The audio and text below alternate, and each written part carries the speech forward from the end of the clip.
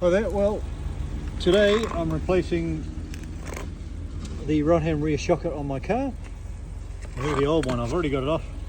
It's like pretty destroyed, leaking oil everywhere. So I just thought I'd show you what you need to do to change the shock absorber. So what I've done is I've opened the roof. You see the light flashing, so you have to open the soft top in order to get to the convertible rear shock. So we've got the top open. I've left the engine running to keep it up, because if I turn the engine off, the pressure will release and will close on me.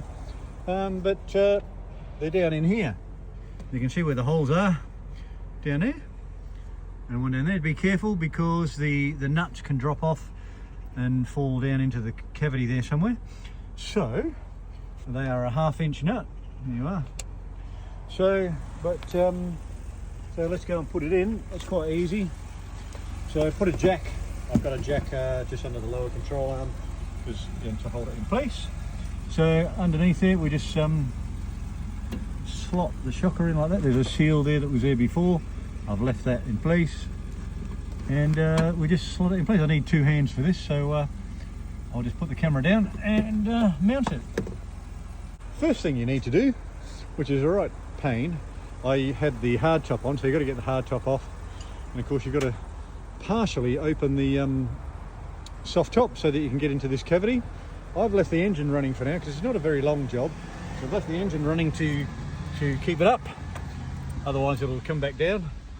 But you've got to operate this, so you can see my light flashing. You've got to operate that.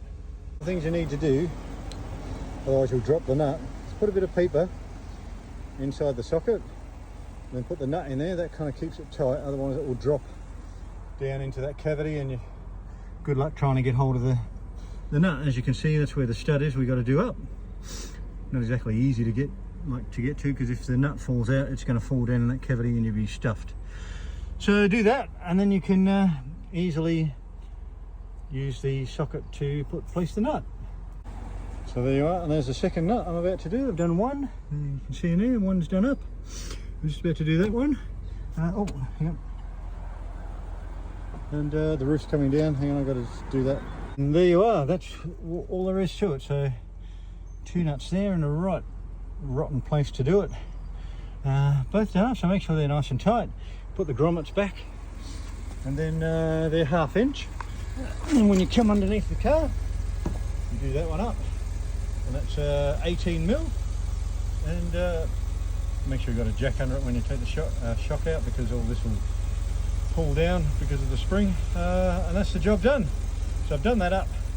I've done the 2 top ones up. Just got to put the grommets back and put the roof back. So there you have it. And so there you are, job's finished. Hard top back on, everything's tightened up, and good to go. So that's how you go about doing the rear shocker on a BMW E46 convertible.